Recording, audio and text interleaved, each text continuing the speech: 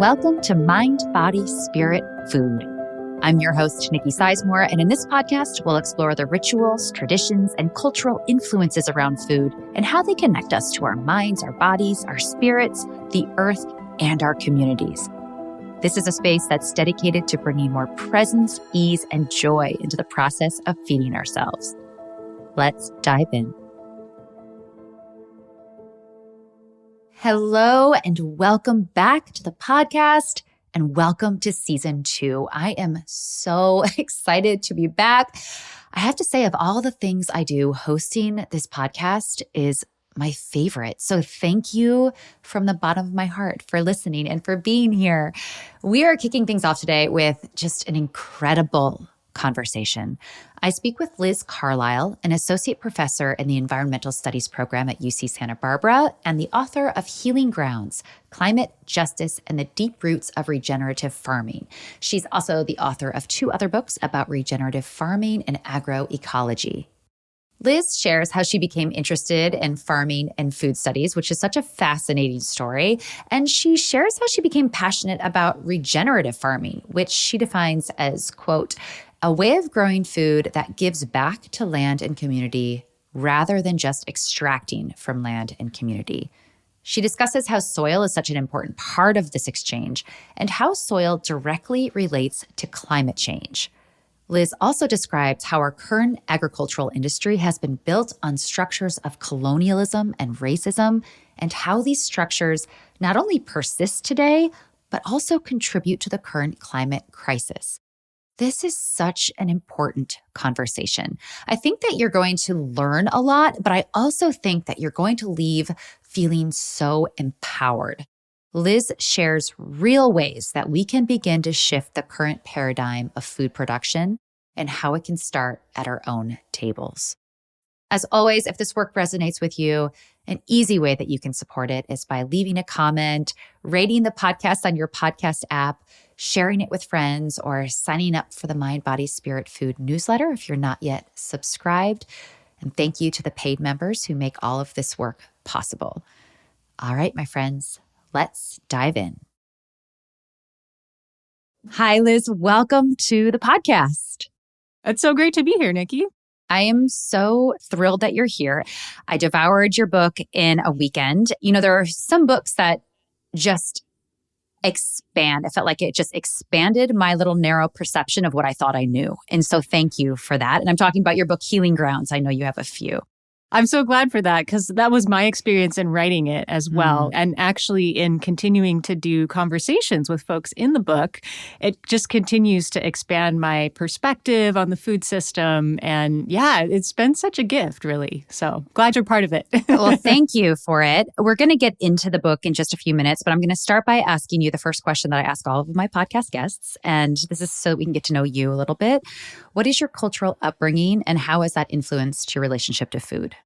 Well, I was born in Missoula, Montana in the 80s, and identity-wise, I come from a white settler background. Both of my parents come from European-American heritages, and food wasn't like a huge deal in our house growing up. There weren't any particular cultural foods that we had really strong attachments to. My mom would make chicken pot pie sometimes, which my brother really loved, which was a thing in her family. But more so than that, honestly, the thing that was a big deal culturally in my family around food was just the fact that we gathered every evening for a meal together. And at the time, you know, I didn't think that was anything profound. If you'd asked me when I was like 8 or 14, Sure. like, what are the important things in your lives? I would have talked about like playing the drums and playing basketball. It was just this thing that I kind of took for granted. But every day, you know, we would gather and we would talk about what happened during the day. And if anything hard had happened during the day, there was kind of this chance to air that. And so now that, you know, I have my own family and my own kind of practices with my friends, this is something that I realize is actually something I really value, is just gathering for meals regularly with the people that I love. That is a really profound thing. And I want everybody to have that privilege. And I realize now what a privilege it was to have that growing up. It is. It is. similarly to you, growing up, we would gather on Sundays. We would always have a Sunday night dinner, which even in my family now, we make a big deal night of Sunday night dinner, but we eat together every night, my family, my girls and my husband and I. And it's such a privilege to be able to do so. And it's something I am grateful for every time we sit down. So I love that you really feel that as well. And that's one of your values. Yeah, yeah. And I would say also, we didn't do a ton of gardening, and we were a generation removed from agriculture. My grandmother lost a family farm in the Dust Bowl. I did get to talk with her a lot about it, and she was a huge influence. But we had a little bit of space, and my dad really loved to grow sugar snap peas. And so that was a big experience. I do remember that as a little kid, picking that first snap pea. And that was my first experience of like picking something really fresh and how different that tasted. And also just that sense of connection and pride is like, we grew this and now we're eating it. Yeah. We were just having a conversation last night with my daughters because they've always grown up with a garden. We have a very small garden, but my husband's, I got to give him full credit. He does it all. That they've always been able to pick food from the ground and eat it. And we were explaining how neither of us grew up with food gardens. And they were like, wait, what? Like, I was like, wow, you guys are going to have a whole different worldview than I did. And I never really realized what an impact it'll have on them because it's just so normal for them, which is totally pretty cool. Yeah. Yeah. And my parents did this really cool thing too, is, you know, we didn't have a ton of space, but they would take us to this little nursery with them when kind of the growing season was starting. I guess in Montana, that was probably like May, maybe. Okay. Yeah. And they would let us each choose a flower that we liked. It would be like in a little, those kind of containers, there would be like six of them, six of those little cells with like a little flower. And so that was cool too. And I think for me, that planted a seed of like how important agency is in being able to choose, you know, what you want to plant. I had this like phase of really liking dark purple. And I just remember that as like, I get to choose these dark purple flowers that I'm going to look at every day. Wow. Yeah. What an important little nugget that is. Agency. Yeah. Well, if you could just give us, I know there's a long time, not a long time span, you're quite young, but somewhat of a time span between your childhood and where you're at today. If you could just give us a little recap of what you do and how this passion was fueled for you. Yeah, so my grandmother was huge, actually. I really admired her wisdom and groundedness. And it seemed to me that a lot of that came from her land connection. You know, having grown up on this family farm in western Nebraska and running around on the prairie and like helping out with the animals. And I always wanted that. I wanted to be that kind of woman that she was. And I wasn't sure what reconnecting with that way of life might look like, but I was kind of hungry for that. And she was also really honest with me about the tragedy of the Dust Bowl and that, you know, her family was partly responsible, that they were among the many, many people on that landscape that were mismanaging the land because they got bad advice from, you know, the U.S. Department of Agriculture and really didn't know how to care for that land. It was kind of tragic as like she came to love that land. She wanted to be in community, I think, with that land, but she didn't have the tools and her family didn't have the tools. And so I think over my life, I've wanted to understand a lot more about that is like what did go wrong, you know, in this homestead era and the, you know, settling of this country. Yeah. What is my family's role in that? And how do we move towards healing? Wow. So I was always really interested to talk to other people with land-based livelihoods. I did a degree in folklore. I was a country singer. Wow. Very interested in these kinds of like rural narratives. And then ultimately, you know, started hearing people talk a lot about, yeah, we do want to steward the land, but there's massive barriers in terms of how the agricultural economy is structured and what policy is like driving everybody toward. And then when I was in my early 20s, this organic farmer from my home state of Montana, John Tester, got elected to the U.S. Senate in this like squeaky, like, man, he just won by a couple thousand votes. It was a huge upset of a 3-term incumbent talking about how organic agriculture had saved his family farm from the bankruptcies that took out so many family farms in the 80s, and how we needed a renewable economy, not an extractive economy. That this history of mining and fossil fuels and extractive agriculture was not what our state needed. We needed renewable energy and organic agriculture. And I was like, yes, this is totally what I've been hearing, from people all over rural America, that they need this kind of shift. And this sounds like a policy vision for it. So I made this big change in my career when I was 24.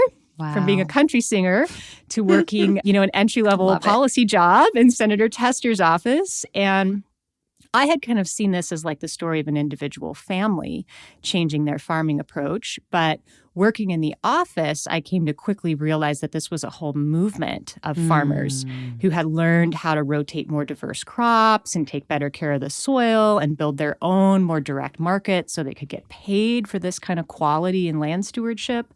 And so, long story short, that inspired me to go to grad school and do, participatory research with this community of farmers in Montana. And that just led me into this broader community of people all over the country who are trying to think about a transition to more organic, regenerative, agroecological food system. Fascinating. So I want to start at the beginning because I think a lot of us have this idea of what soil is. But in reading your book, I realized that soil is much bigger. It's much more interesting than I ever imagined it could be. Can you delve into a little bit of what is soil? Yeah, I think it's fair to say there's a lot more going down there underground than most of us think about on a daily basis. And certainly, I spent most of my life just thinking of soil as the semi-inert medium that you use to put a plant in, Yeah. And I think it's hard because as humans, we live our lives above ground. And so we don't see a lot of that action that's happening underground. So I find it helpful to actually think about walking through a rainforest and imagining what that's like, this, teeming community of life, big organisms, small organisms, all linked up in this food web. And it's actually similar underground. There's 1 billion bacteria in just a gram of soil. Wow. There's all of these long fungal hyphae that are extended onto plant roots, helping them gather nutrients through the soil. And there's actually a lot of space down there when soil is healthy, these big pores of air and water. And so you can just imagine this teeming community of life, just living out their lives down there with this kind of raucous exchange of nutrients and water. Wow. And what I didn't quite realize was how important soil is to the collection of carbon. Can you speak to that a little bit? Yeah, totally. I mean, soil is so key in balancing our planet and making it habitable for us as people and lots of other organisms too. So it has this really key role in cycling nutrients. And two that we care about a lot from a climate perspective are carbon and nitrogen. And they're key building blocks of life for plants, for animals. Of course, we have a lot of this in our body, but we don't want too much of either of these things in the atmosphere. And unfortunately, that's what we've got right now. And it has a lot to do with having dug up stuff that used to be underground. Certainly, fossil fuels, burning fossil fuels, but also industrial agriculture over the past, couple hundred years has involved a lot of intensive plowing and then not really replacing the diverse vegetation communities that used to be covering that soil and keeping those nutrients in balance underground. So we've had a lot of this carbon and nitrogen lost to the atmosphere. And that's actually part of why we have a climate change problem. That's part of the greenhouse gas emissions story, historically and also ongoing. Those industrial practices on an ongoing basis are leading to carbon dioxide emissions and nitrous oxide emissions. But the silver lining is that because this is part of the problem, we can also change our agricultural management and start to put some of that carbon back underground and at least stop losing so much of these nutrients to the atmosphere every time we're growing food. Yeah, your focus on healing grounds is on regenerative farming. Can you define that for us? I like to define regenerative farming as a way of growing food that gives back to land and community rather than just extracting from land and community. And soil is a big part of that. So methods of farming, and we could talk about, compost or mulch is something folks might have experienced in a community garden or a backyard garden, but also things like cover crops where you grow a crop just for feeding the soil in the off season, or even something like building the design of the farm around having more perennial plants that keep roots in the ground all year round, giving back carbon to the soil, because that's what plant roots do. The plant is pulling carbon out of the atmosphere, and the roots keep feeding it underground to these microbes that help them scavenge nutrients. So it's all these different kinds of methods, and it depends on the place and it depends on the farming system. But it's really about a way of growing food that's continuously giving back rather than just trying to kind of take as much as you can from the landscape in a short period of time to make money. I love that. Now, this is where your book really started to open my eyes. You talk about the connection between racism and the industrial food system, really. How are these things all intertwined? Regenerative agriculture as a term, I think a lot of people encounter it as kind of this sort of like new buzzword of these like novel, innovative ideas. The Rodale Institute started using it a little bit in the 80s, but it's kind of new in the lingo. And so I think it can sometimes give the impression that these are a set of new ideas that are maybe thought up by scientists or sort of like tech people, or maybe a few like really smart, interesting renegade farmers out there in North Dakota or Iowa somewhere. But the truth is that these practices have existed for thousands of years on every continent and have been absolutely key to indigenous food systems. It's the way people sustain themselves generation after generation before anybody had access to fossil fuels to, kind of fake it in terms of synthetic nitrogen and, the ways that, food is grown in industrial food systems now. And so the only reason that we don't see these kinds of indigenous regenerative food systems in the way that we might imagine they could otherwise have continued is the disruption of colonization and empire.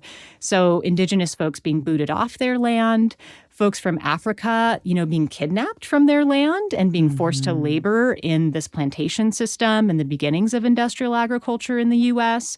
And then, even after emancipation, sharecropping and Jim Crow really continued this oppression of Black people and their relationship to land in the U.S. And also the labor model in agriculture, unfortunately, did not change a whole lot. And so with this kind of colonial and imperial expansion around the world, people often were forced off of their land because of violence or because of economic reasons and ended up coming and laboring in U.S. agriculture under similarly oppressive conditions that really limited them from, the ways that they could continue to practice these forms of regeneration. So the awesome thing is that people have struggled so hard to maintain these traditions and have used them actually as tools of survival and resistance. But that's the bottleneck, is like how far down the road of equity and decolonization are we ready to move? Because when we do that, all of these forms of regeneration that exist in these indigenous communities and communities of color are totally ready, to scale out. Hi there. I just wanted to pop in really quickly and let you know that an easy way that you can support this work is to sign up for the Mind, Body, Spirit, Food newsletter. In the weekly newsletter, you'll get brand new recipes each week, along with my thoughts, ideas, and practical tips for how to bring more ease and joy and freedom into the kitchen. The newsletter is free, although if you become a paid subscriber for just a couple bucks a month, you'll have access to the full recipe archive, along with Q&As, weekly threads, and other fun perks. And if you're already a subscriber, thank you. You can share the newsletter with your friends or even give a gift subscription. I've popped a link into the show notes where you can sign up. Thank you all for listening. And now back to the show. You mentioned something, this term agrarian mythology, which I had to sit with for a little while because we all have it. We've got this idea of the white settlers coming and having their little small plots of land. And this is not obviously even taking into consideration the indigenous farmers that were here for centuries before. But that's kind of like this mythology that we all carry about this country, about these small farmers who plotted, and really, when you look on a large scale, industrial agriculture as it is today is nowhere near that model of small farms. It's very hierarchical, really. Yeah, there's so much that's missing, I think, from that imaginary of the story of U.S. agriculture. One being that there was a vibrant food system on this continent, prior to Europeans arriving. And unfortunately, most Europeans couldn't see it. And it was partly because, the folks who were kind of on the front lines of colonization, they didn't want to see it. Yeah, sure. They were in the military or, land grabbing. But then, I think about my own family who were settlers who kind of followed after that violence. Their history was in a very different environment. Europe is a very different place, much rainier. Mm-hmm. And so this arid prairie landscape that makes up a really significant part of this continent, and the way that people were managing a prairie food system that was renewable was just really difficult, I think, for those folks to see and understand, or the way California was being managed as a food system. M. Cat Anderson wrote this beautiful book called Tending the Wild. Another indigenous scholar, Gerald Clark, writes about it like all of California was one big farm. It was like landscape scale management of an environment that looked wild to European people, and they couldn't see that Yosemite was actually like a massive tended garden, Wow. And that it didn't make sense in this landscape for people to plow it up and have small farms, So there was a food system here. And then, as you say, there was a moment in U.S. history when there were a lot of small family farmers. But even from the very beginning of the Homestead Act, there was all this speculation and people grabbing up multiple homesteads and then selling them off to somebody for some extractive purpose. And then the industry has experienced so much consolidation in recent decades that even if the farms are small, first of all, it's really hard to make a living if your farm is small. You probably have to rent multiple parcels and farm them all. But the consolidation in the industry is in the middle. Meat packing, 4 corporations have a massive market share. Grain processing, same thing. Retail, seeds. And so it is this it's these multinational corporations that are making money from our food system. And it is definitely not this kind of small farmer paradise that maybe folks imagine or hope is what's happening in U.S. agriculture. It's truly an industry, like you say. How do we begin to change that paradigm? Well, I have to say a lot of folks already are in their own communities. So, I've been doing this work for about 12 years as a writer and a researcher, and I'm never going to run out of really hopeful, inspiring, informative stories to tell about local and regional efforts, whether you're talking about people doing really cool things on their own farm or, cooperative grocery stores that support these small regenerative farmers, or amazing food hubs, or farm to school programs where kids are getting healthy food and also they're supporting these, local regenerative farmers. So there's tons of people that are already figuring out how to build local food sovereignty. But because the problem is structural in nature, in order to sort of solve it at scale, we need to really band together and work towards structural, solutions. And so the good news is this is Farm Bill reauthorization season. So every 5 years, we get a chance to overhaul the major package of federal legislation that radically shapes, what our food system looks like. So we currently use a lot of public money to subsidize industrial monocultures. And I would argue that we don't use enough of our public money to support the public goods that come out of people who are doing regenerative agriculture and are taking care of our watersheds and our atmosphere and our soil resource. So there's a campaign called the Transformative Farm Bill campaign There are hundreds of organizations involved in it all over the country, from a major professional organization supporting dietitians to one of the largest labor unions in the country that supports food workers, lots of environmental organizations and agriculture organizations. But Transformative Farm Bill Campaign, the National Sustainable Agriculture Coalition has a bunch of material up on their website. And I think if we really want to see a change in the incentive system so that the people doing the right thing aren't always having to hustle so hard and self-exploit, that's what we need to do, is we need to change policy at all levels, including the federal level. This is such important work. I feel like this makes it tangible for all of us who are not, well, actually, let's go there. We all do need to feed ourselves on an individual basis. How can we as eaters, as people who perhaps don't have farms, how can we play a role in tending to this issue, or at least tending to the earth in general?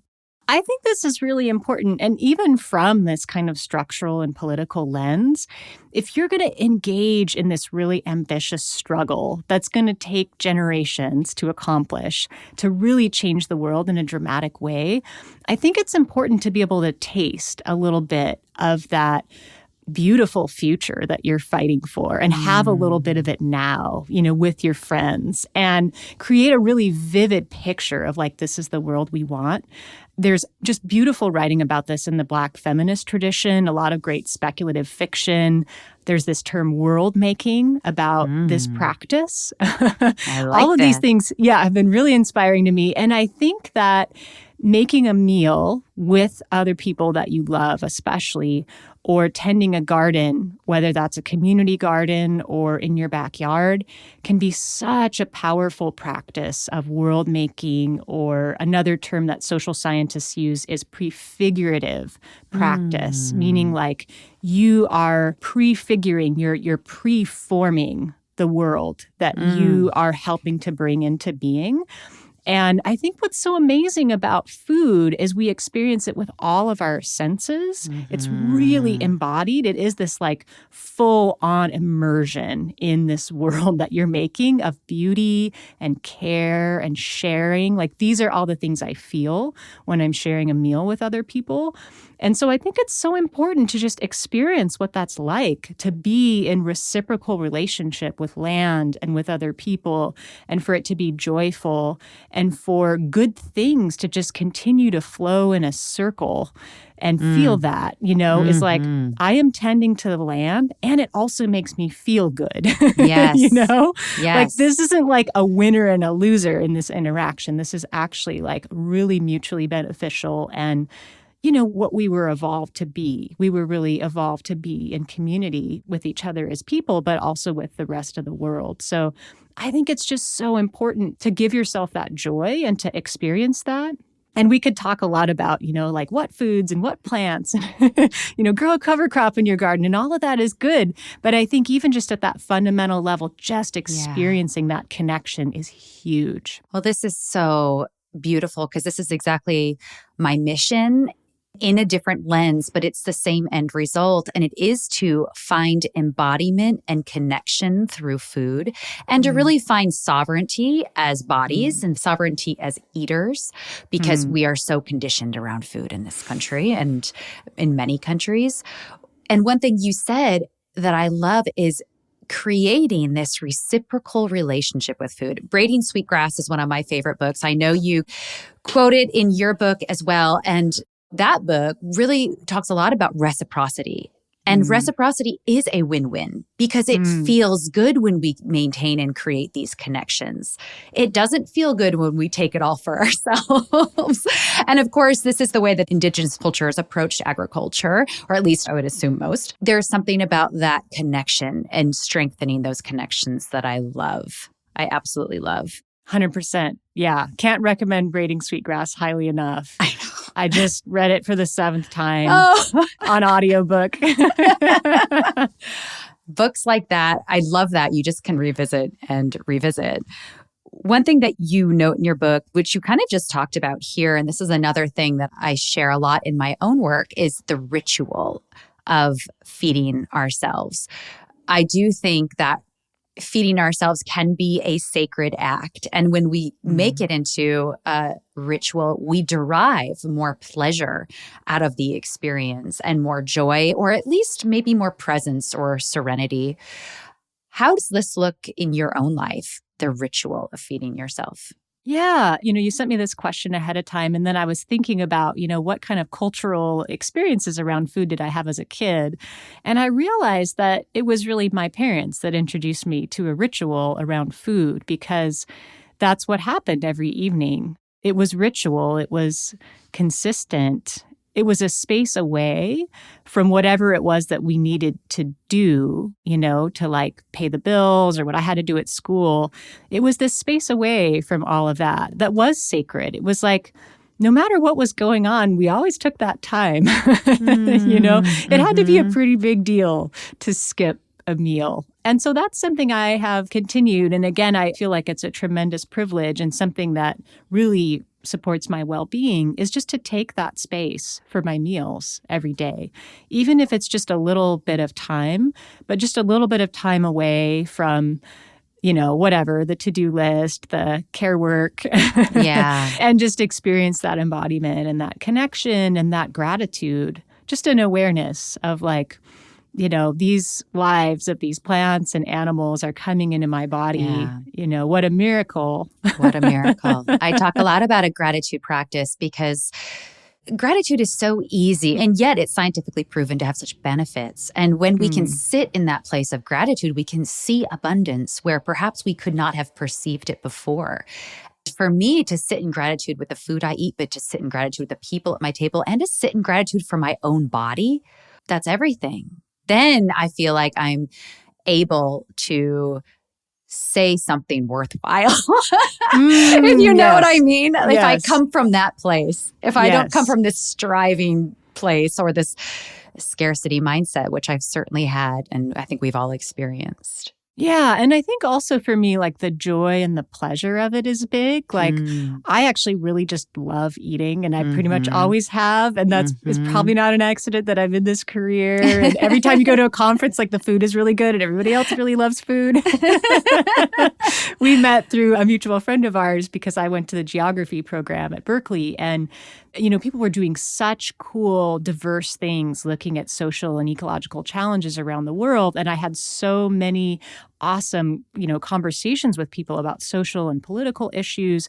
But I always felt kind of lucky that I was like the person that worked on food.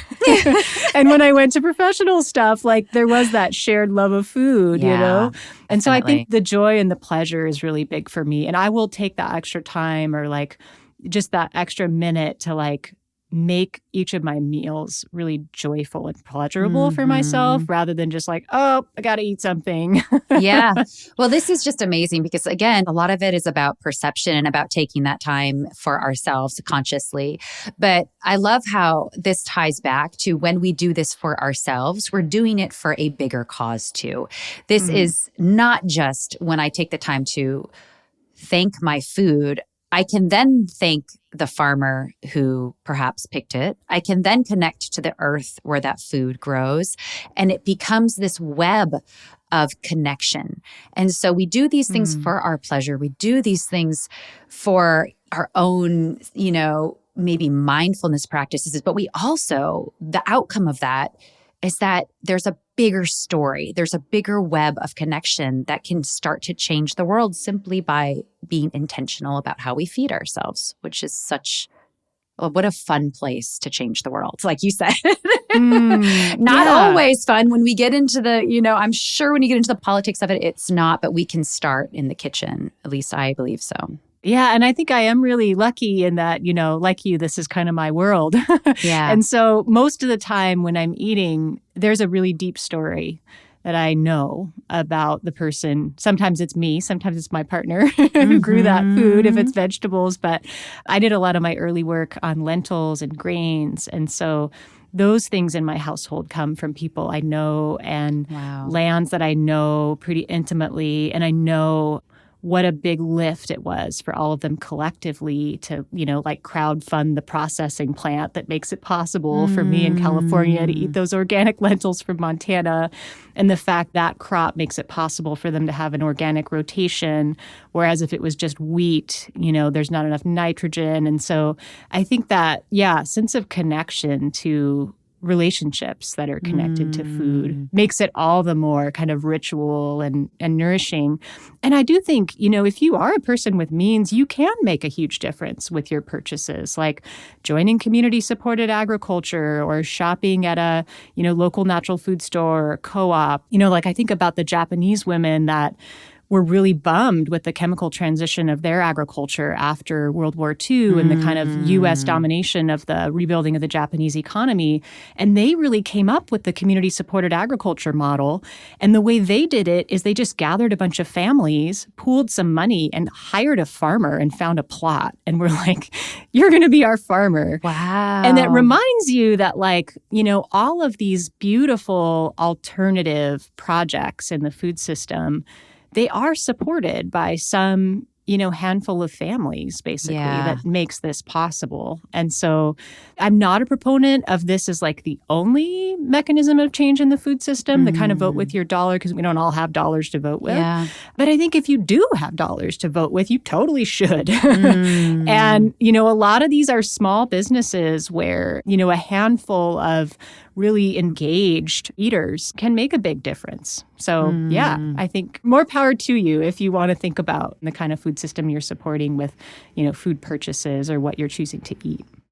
I love that. I think that empowers a lot of people listening. And like you said, if those dollars aren't there, there's a million other ways to do that, whether that's just tending to a little thing of herbs in your windowsill or sharing a meal with others. So thank you. And I feel the wonderful thing about your book is, first of all, everyone should read it. She shares stories, real stories from Black, Indigenous, Latino, Asian families who are doing this work. And they're doing such important work. And this is their heritage. This is the knowledge that they bring to the table. And it's something we can all learn from. So thank you for that. Where can people find you, your books, all of that good stuff? Thank you for asking. I have a website. It's very simple. It's just my name, lizcarlisle.com. And would love to hear, any reflections or your own stories, connections with food and land. That's always like one of the coolest things about the work that I do is hearing people share their own stories and what something sparked in reading another person's story. Well, I have one last question for you, and this is a fun one. Another question I ask all of my guests. It is your last meal on earth. What would it be? Wow. I think I might just go all dessert. Yay! For that. I love this question. It is so fun for me. Okay, tell me about these desserts that you're eating. Yeah. So I love pie. This is another family thing, but my brother makes amazing pumpkin and apple pie around the holidays. Pie is my favorite food, so I'm just going to say that. Yes. So, and there's definitely times, generally the first meal, around Thanksgiving, I will eat, whatever, a balanced meal. But there will be one of those leftover days when I'm just eating pie. My brother's pies are so amazing. This is just a meal of all pie. So I think that would be how I would go out. Just pie.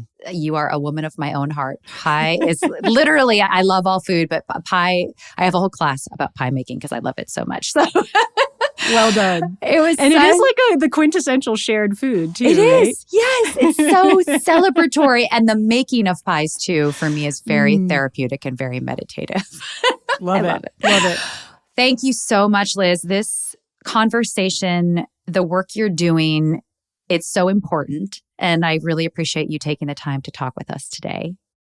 Thank you so much, Nikki. And likewise, keep up the good work. Thank you. Thank you so much for listening. If this work resonates with you in any way, you can support it by leaving a review or comment or sharing it with friends. Also, you can sign up for the newsletter, Mind, Body, Spirit, Food. And by becoming a paid member for just $5 a month, you help fund this entire project. Thank you so much to all of you who are already subscribed, especially to those paid subscribers. This work could not happen without you. I'm Nikki Sizemore, and as always, remember to nourish yourself with intention and love.